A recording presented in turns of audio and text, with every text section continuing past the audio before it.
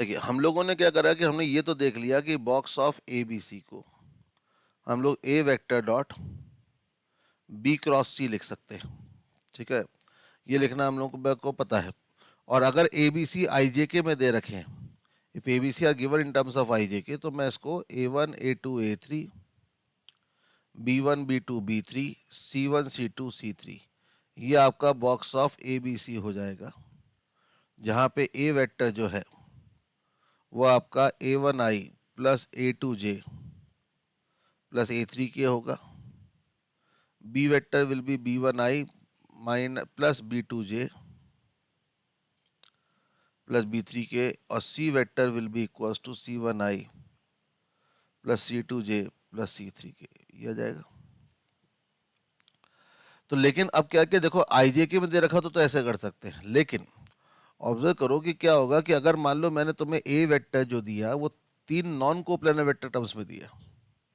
ठीक है, तीन नॉन कोप्लेनर वेक्टर्स लेट से कौन हो गया, अल्फा बीटा गामा। तो A one alpha vector plus A two beta vector plus A three gamma vector, where alpha beta gamma are non coplanar. ठीक है, ये नॉन कोप्लेनर वेक्टर्स है। मैं किसी भी वेक्टर को तीन नॉन कोप्लेनर वेक्टर टर्म्स में लिख सकता हूँ। यहाँ पे आई जे के यूज कर रहा था, यहाँ पे अब क्या यूज कर रहा हूँ, अल्फा बीटा गामा। ठीक है, तो इसी तरह से B vector will be equals to B one alpha vector plus B two beta vector plus B three gamma vector. C vector will be equals to C one alpha vector plus C two beta vector plus C three gamma vector, ये हो जाएगा। अगर ए B सी इस तरह से दे रखे हैं तो हम लोग बॉक्स ए बी सी कैसे निकालें। तो बॉक्स ए बी सी निकालने के लिए आप इसे क्या लिख सकते हो, this can be written as equals to A one A two A three, B one B two B three, C one C two C three into box of alpha vector beta vector gamma vector. आप ऐसे लिख सकते हो। कैसे, चलो तो इसको हम लोग दिखाने के लिए क्या करते हैं कि अल्फा वेक्टर को मैं alpha one I plus alpha two J plus alpha three के मान लेता हूँ। बीटा वेक्टर को मैं अभी beta one I plus beta two J plus beta three K, और गामा वेक्टर को हम लोग gamma one I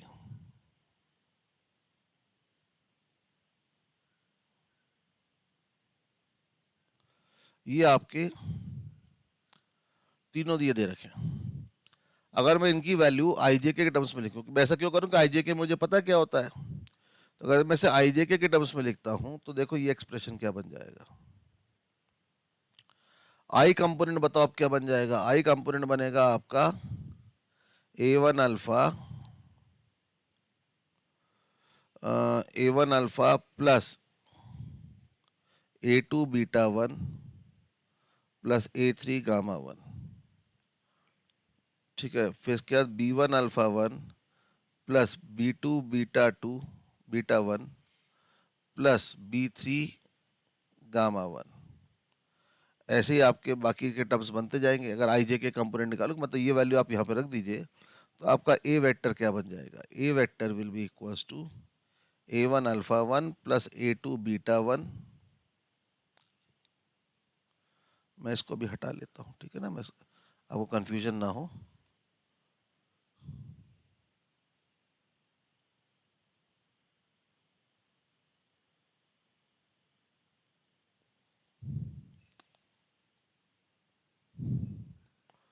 A two alpha one B plus A three gamma one I cap plus ये हो जाएगा जे के लिए हो जाएगा कितना, A one alpha two plus A two beta to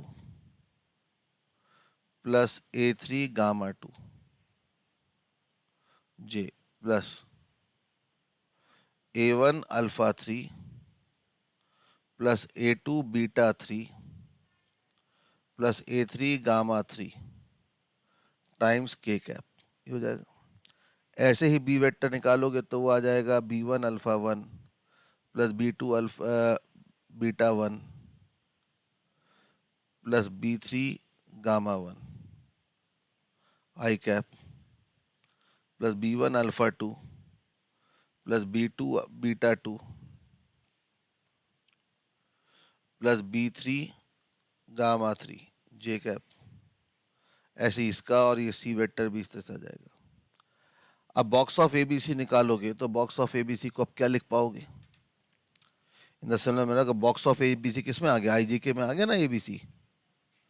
तो एबीसी आईजेके में आ गया तो बॉक्स ऑफ एबीसी को हम लोग इसी तरह डिटरमिनेंट लिख सकते हैं, A1 alpha 1 plus A2 beta 1 plus A3 gamma 1, फिर A1 alpha 2 plus A2 beta 2 plus A3 gamma 2, A1 alpha 3 plus A2 beta 3 plus A3 gamma 3, ऐसे सब वैल्यूज रख दो।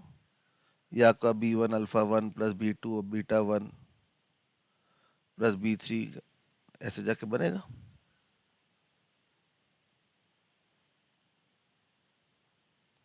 ठीक है,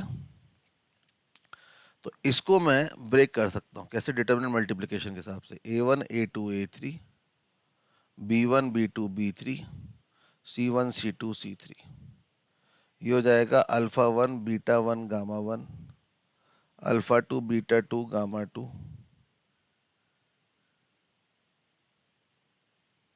ये। अब जरा देखो कि यहाँ पे बेसिकली ये क्या है। This is box of alpha vector beta vector gamma vector, और ये आपका कोफिशिएंट डिटर्मिनेंट है कौन सा? A1 A2 A3 B1 B2 B3 C1 C2 C3। तो this is the box of ABC. इस कारण से अगर एबीसी अल्फा बीटा गामा में भी दे रखे हैं तो बॉक्स ऑफ एबीसी जीरो होगा, मतलब कोप्लानर है। अगर एबीसी कोप्लानर है इन terms of alpha beta gamma जो दे रखा है, अगर बॉक्स ऑफ एबीसी जीरो है तो मतलब ये प्रोडक्ट जीरो होगा। लेकिन alpha beta gamma non coplanar है तो box of alpha beta gamma will not be equals to zero, ये जीरो के बराबर नहीं होगा।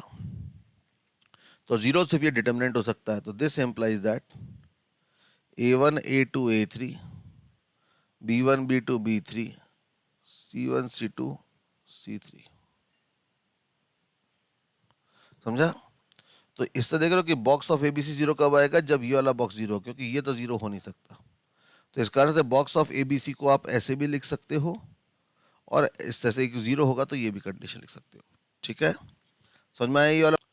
मान लीजिए मैं आपको एक क्वेश्चन देता हूँ, ठीक है, कि ए वेक्टर है, A vector is 3 alpha vector plus 2 beta vector plus gamma vector. B vector जो दे रखा है वो alpha vector minus beta vector plus 2 times gamma vector, और सी वेक्टर दे रखा है 2 alpha vector plus 3 beta vector minus gamma vector. ये तीन वेक्टर थे। फिर alpha beta gamma non coplanar, alpha beta gamma non coplanar. तो find the box of ABC. Okay, तो यहाँ पे अगर बॉक्स ऑफ एबीसी, अगर मैंने आपसे बोला कि एबीसी कोप्लानर है, ठीक है, एबीसी आर कोप्लानर, ये कोप्लानर है या नहीं एबीसी ये चेक करना है। If you want to check ABC is coplanar not, तो आप सिर्फ इसका कोफिशिएंट डिटरमिनेंट कौन सा? 3 2 1 1 2 -1 3 और 2 -1, और साथ में हो जाएगा box of alpha beta gamma. तो बॉक्स ऑफ एबीसी ये हो जाएगा। अब अल्फा बीटा गामा क्योंकि नॉन कोप्लानर है तो ये तो जीरो नहीं होगा, बचा तो जीरो होगा, तो ये होना चाहिए। तो देखो कितना हो जाएगा, 3 1 -6 -2 -2 -1 -4 plus 1 into 3 plus 2, that is -15 -10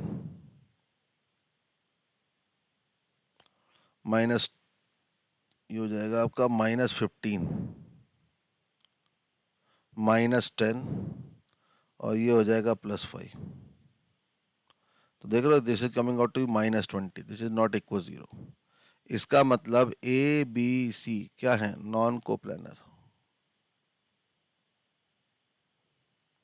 ठीक है, ये क्या हो जाएगा, नॉन कोप्लानर।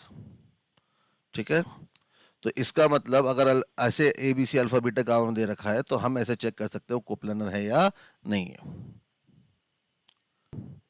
तो बॉक्स एबीसी का square can be written like this. ये कब हेल्प करेगा, ये तब हेल्प करेगा जब आपको A vector B vector C vector दे रखा है, या फिर A vector B vector C vector के मॉडुलस दे रखे हैं और उनके बीच के एंगल दे रखे हैं। तो आप यहाँ पे क्या निकाल सकते हो, ये बॉक्स एबीसी का स्क्वायर कैसे आता है देखो।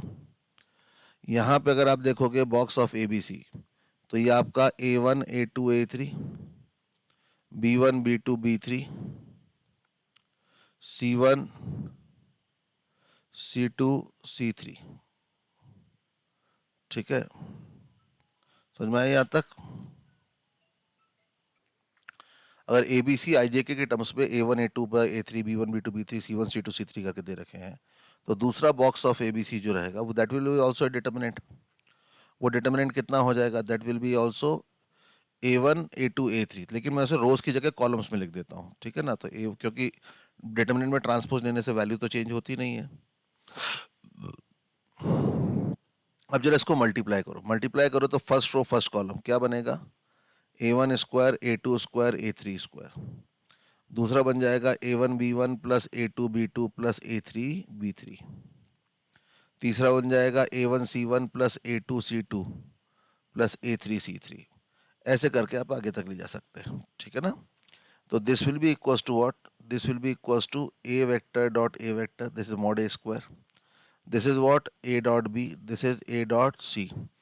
ये आपका B dot A, B dot B, B dot C, और ये आपका C डॉट A और C डॉट B और ये C डॉट C। इस पे क्वेश्चन 2-3 बार आ चुका है जेई में। ठीक है, तो इसमें आपको अगर ये आइडिया ये है आपको अगर कि box A B C square को मैं ऐसे लिख सकता हूँ, तो मैं ऐसे निकाल, तो इससे box A B C evaluate हो सकता है। ठीक है, तो this is one one condition. अब जैसे कि मैंने आपको ऐसे बोल दिया कि ये 3 यूनिट वेक्टर्स थे। ठीक है, इन सब के बीच में एंगल कितना है, π/3। ये सारे एंगल π/3।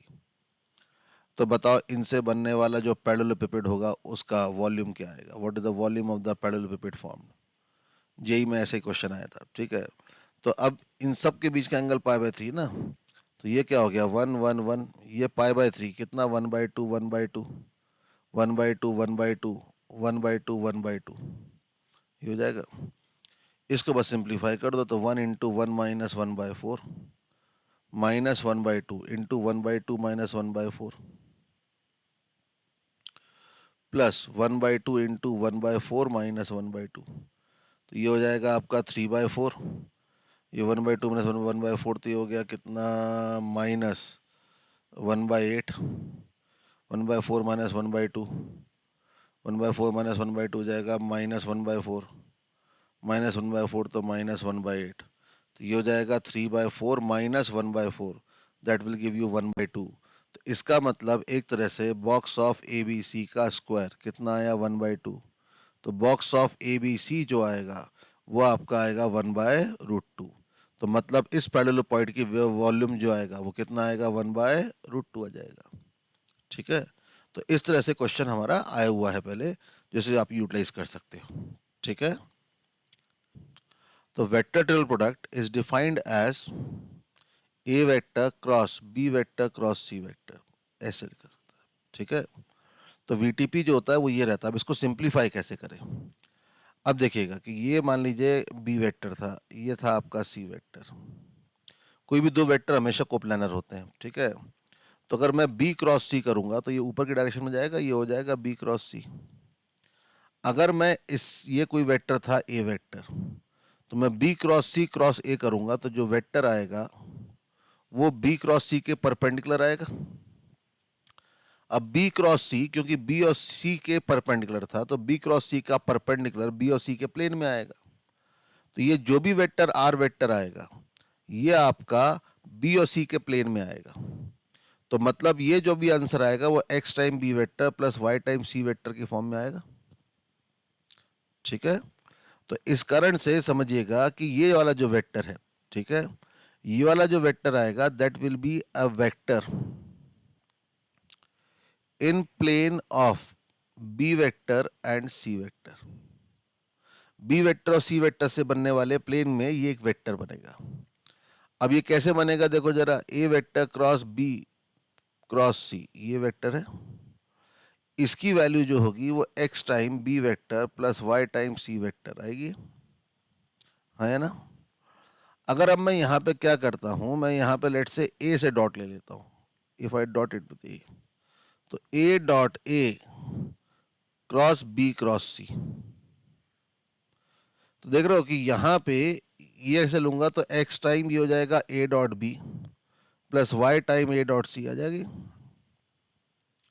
अगर ऐसा हो जाएगा तो देखो ये बन क्या रहा है, ये है box of A B cross C बन रही है। इस कारण से हम लोग क्या बोल सकते हैं कि this will be equals to X time A dot B plus Y times A dot C. लेकिन जरा देखो कि ये ए और ए सेम है तो ये कितना आएगा, जीरो आएगा। तो zero is X time A dot B plus Y times A dot C. इसको हम लोग लिख सकते हैं X times A dot B is equals to minus Y times A dot C. तो X upon A dot C is equals to Y upon minus of A dot B. ठीक है, मैं इसे क्या बोलता हूँ, लैम्डा। तो x जो होगा वो a dot C times lambda, y जो होगा minus a dot B times lambda, ये आएगा। ये x और y की वैल्यू यहाँ रख दीजिए, तो a cross b cross C this will be equals to a vector dot C vector, सब में से क्या कॉमन हो जाएगा, lambda. a dot C times lambda, ठीक है, a dot C times lambda, lambda तो कॉमन निकाल लिया हम लोगों ने, तो a dot C times B vector minus, ठीक है, minus a dot B times C vector, ऐसे लिख सकते हैं। ठीक है, अच्छा अगर अब ये स्टेटमेंट ट्रू है हर ए बी सी के लिए, तो एक काम करता हूं, आई जे और जे ये ले लेते हैं। तो बताओ जे क्रॉस, यहाँ पे आई जे जे के, और इसको मैं जे ले लेता हूँ। ठीक है, तो यहाँ पे जे क्रॉस के कितना हो जाएगा, that will be equal to I cap. तो आई कैप डॉट, अब देखो यहाँ पे क्या आ जाएगा, जे क्रॉस के कितना हो गया, आई, तो ये हो गया जे क्रॉस आई। जे क्रॉस आई कितना हो जाएगा, J cross I will be equal to minus K आएगा, ये this will equal to minus K. एक आपका ये हो जाएगा कितना, जे जे क्रॉस के, जे क्रॉस के कितना आ जाएगा, आई। तो यहाँ पे जे क्रॉस आई, तो ये माइनस किया जाएगा, तो इसका मतलब ये माइनस के आना चाहिए था अगर ये वैल्यू रखें लैम्डा एज इट इज। बताओ ए डॉट सी, ए डॉट सी मतलब क्या, जे डॉट के कितना आ जाएगा, zero times B vector, B vector कौन था, J, minus A dot B, J dot J कितना हो गया, वन।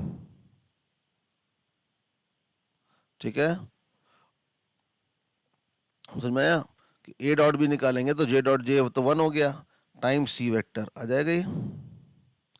अच्छा अब जरा देखो कि यहाँ पे भी ये सॉरी कितना हो जाएगा, जे कौन सा के, सी कौन था, के, तो ये आपका आ रहा है minus lambda K cap, this is equals to minus K. तो लैम्डा की वैल्यू कितनी आ जाएगी, lambda will be equals to one आ जाएगी। तो ये लैम्डा की वैल्यू अगर वन में यहाँ प्लेस कर देता हूँ तो आप देखिए क्वेश्चन में क्या हो जाएगा, you will have A cross B cross C will be X, X की वैल्यू कितनी, A dot C times lambda, lambda one है, तो A dot C times B minus A dot B times C, ये आता है। ठीक है, समझ में आया यहाँ तक क्या करा, क्या ये बात समझिए सबको।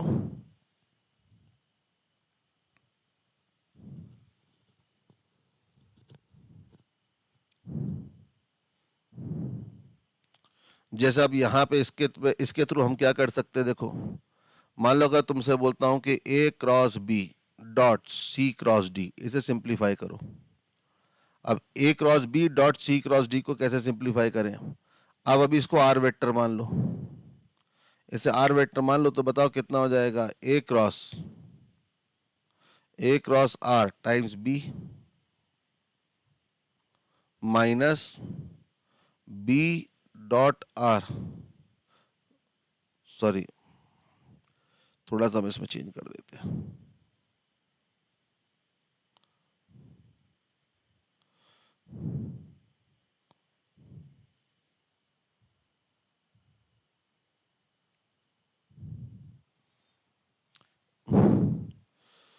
कहाँ ध्यान चला जाता है।